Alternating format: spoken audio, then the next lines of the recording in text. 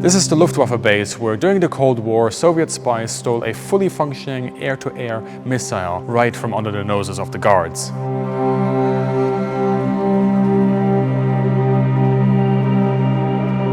There are 3 individuals implicated in the theft of an AIM-9B, just like this one, the Sidewinder.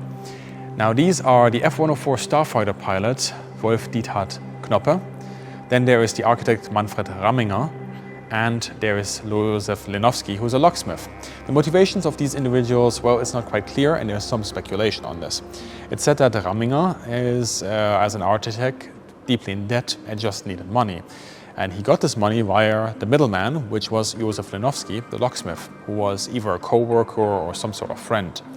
As for the motivations of the starfighter pilot Knoppe, it's a little bit unclear. One thing that is definitely that can be said is that he's apparently somebody who had quite an expensive lifestyle and again, just needed money.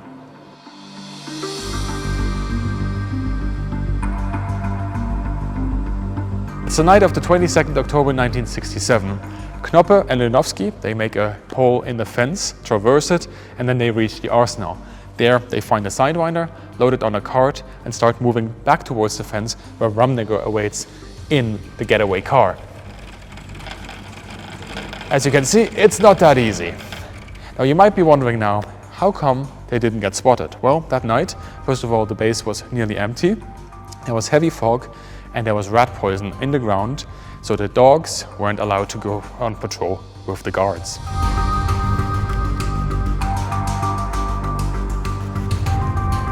Once they get to the car, an obvious problem presents itself. The missile is big, too big for the car.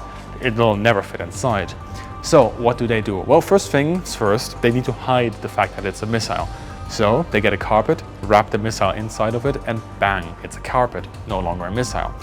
But then it still can't fit. So they either smash or remove the back window and have the whole thing extrude from beyond the car.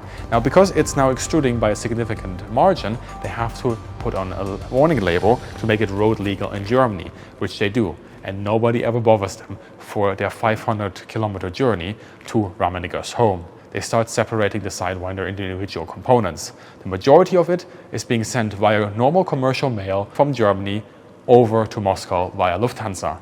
And the more volatile components, the electricals, parts and so on, go in Ramminger's suitcase, which he brings personally to the capital of the Soviet Union.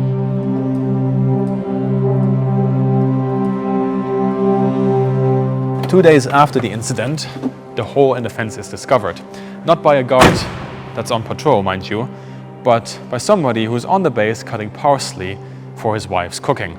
During the immediate inventory check, it transpires that indeed a Sidewinder is missing. But there's more. One of the INS systems of the starfighter, the LN-3, was also missing. In fact, the same thieves had stolen it a couple of months earlier.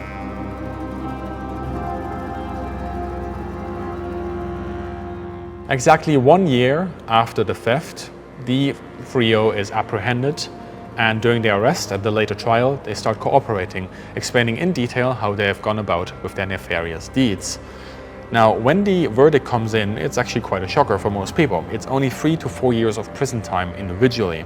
The reason for this is that even though what they essentially did is commit treason, is because the equipment that they had sold to the Soviet Union hadn't been classified as classified just yet. The judge couldn't really convict them of having sold state secrets because the equipment wasn't a state secret officially.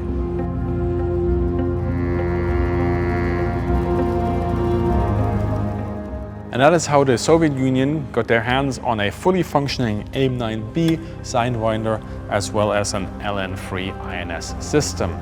Now, the Soviet Union at this point already had the K-13, which was a re-engineered Sidewinder in operation, which they got through various incidents before. But a fully functioning Sidewinder in its original specifications plus the INS system was quite a prize. A big thank you here to the TLG 74 for being good sports and letting us film this here at their own museum. All the information for the Geschwader is in the description below, and as always, I wish all of you a great day and see you in the sky.